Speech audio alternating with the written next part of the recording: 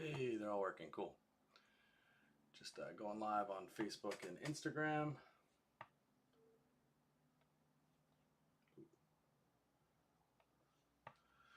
Oh no. Oh Lord. Ooh.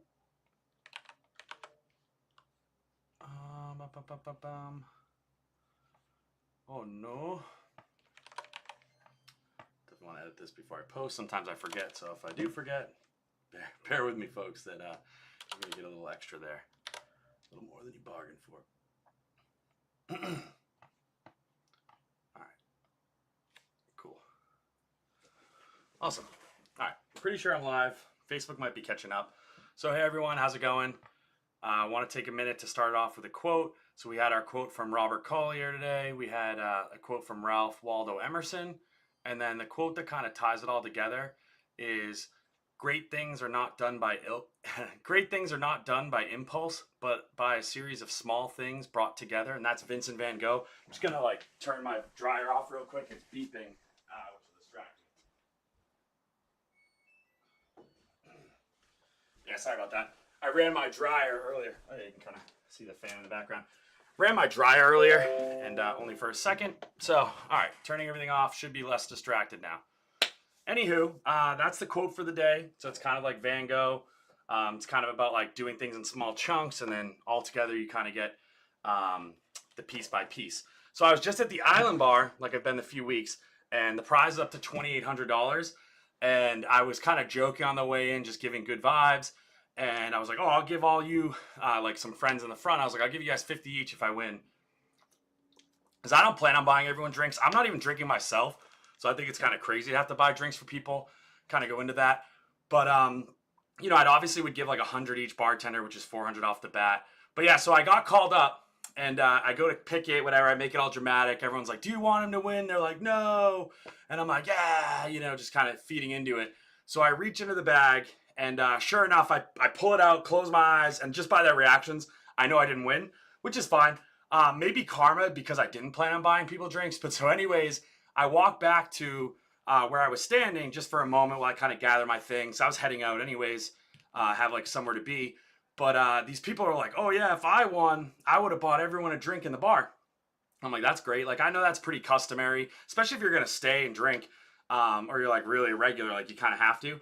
I had no intention. I'm kind of talking to them. I'm like, yeah, but if you bought drinks right now, because there's literally easily 100 people in the bar. I'm like, you'd basically walk out with nothing. He's like, oh, you'd still have $1,000. Still have $1,000. I'm like, yeah, I don't really want to spend $1,000 plus on people that I don't know that really don't care and were going to hate me regardless. So I think it's just funny that he said I had to. I disagree. I think it's the person's choice, right? If they want to be the man and buy everyone a drink, that's certainly cool. I've also heard what you can do, which I kind of told him and he kind of scoffed at me, was you wait a little bit until everyone leaves who's just there for the prize. Kind of like I was, the jerks or whatever.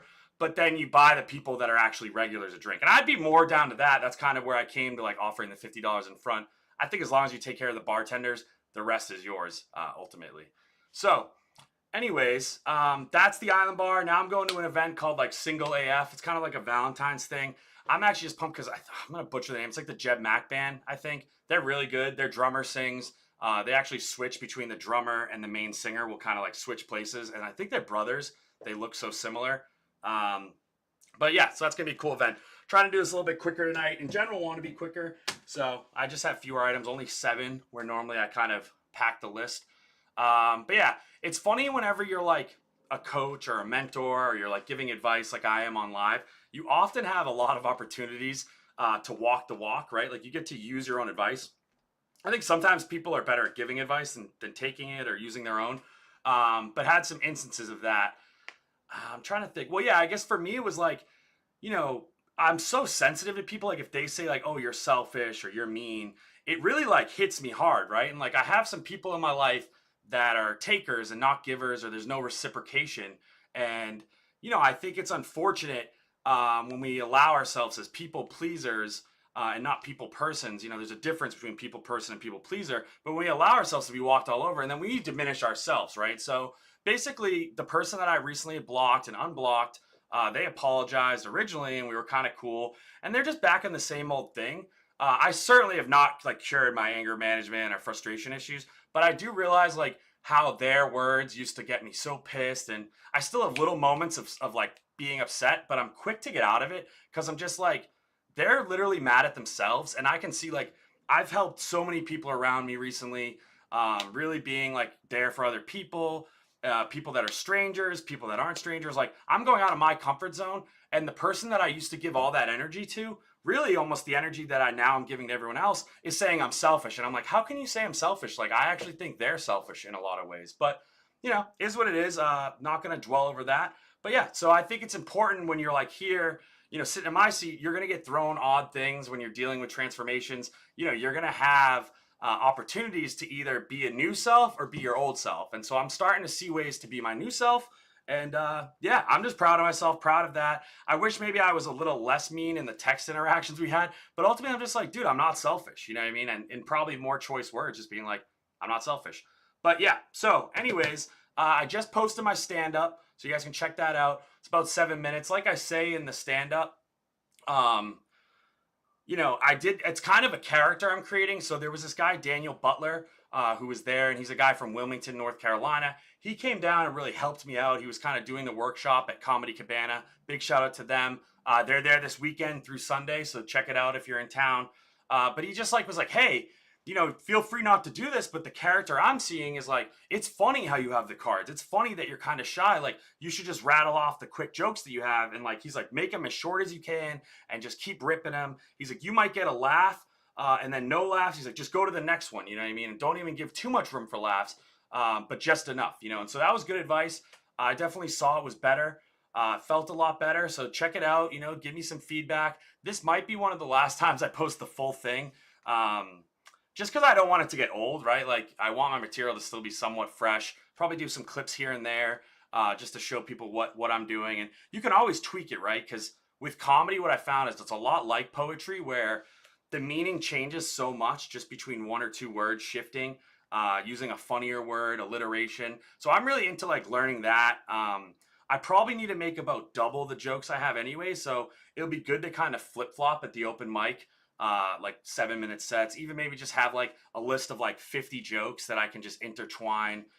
The other thing worth noting is that not only do the words make a difference, but the order you tell the joke, I feel like could build suspense differently. So as kind of an artist or an overthinker, really excited to see the different ways, you know, that the wording and the order of things can make things funnier or less funny. I've already seen some now that I have 3 different clips of similar jokes. That I'm like, oh, this way was actually funnier. Maybe I can take this part and that part and you kind of interchange it. So really reminds me of poetry. I think that's a cool thing about jokes and writing. The last thing I'm going to say, I definitely want to make this short. You know, you've heard me all over the place. Follow me on TikTok, follow me on Instagram, you know, subscribe to my YouTube. Really appreciate it. Share with your friends if you can, you know, like get it out there. I'm convinced like it's not a, if I get, you know, I mean, the 3,000's cool, but like, it's not a matter of if I get 1 million, it's when. And so it could be 10 years from now. It could be the end of this year, right? And so if you guys help me out with that, that would be awesome. Don't know why that noise came through. Thought I muted it. But yeah, any help you guys have, much appreciated. I really, you know, appreciate everyone who's been popping in, popping out. It's been great interacting with you guys. It's been great having like a larger community. There was definitely a time in my life where I felt like, oh, so isolated from the world. And I'm like, oh, I wish I talked to my friends more. But I'm getting a bunch of that. I'm actually going out to the Single AF thing. I have 2 wingmen that I met recently. They both go to my church, but I actually met them outside of church. But excited to try it out. So that's Friday. Gave you my auctioneer's voice. It's 8:03. The thing started at 8, so I'm going to head out. But I hope you all have a great day.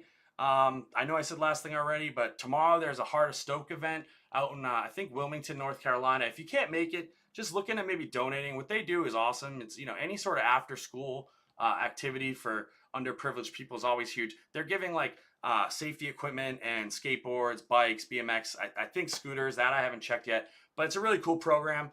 And yeah, I mean, just do what you can. Even if you don't have money to give back. I know me, I don't have a whole lot of money, but you can always give time. I think that's important. Yeah, so thank you all so much. Hope you have a great day, and keep on keeping on. It's like Joe Dirt. Life's a garden, dig it. All right, trying to find it. There we go. Peace out, yo. And YouTube stays around, man. You guys love to chill, huh? You just keep on chilling. Just kidding, yeah. Peace out.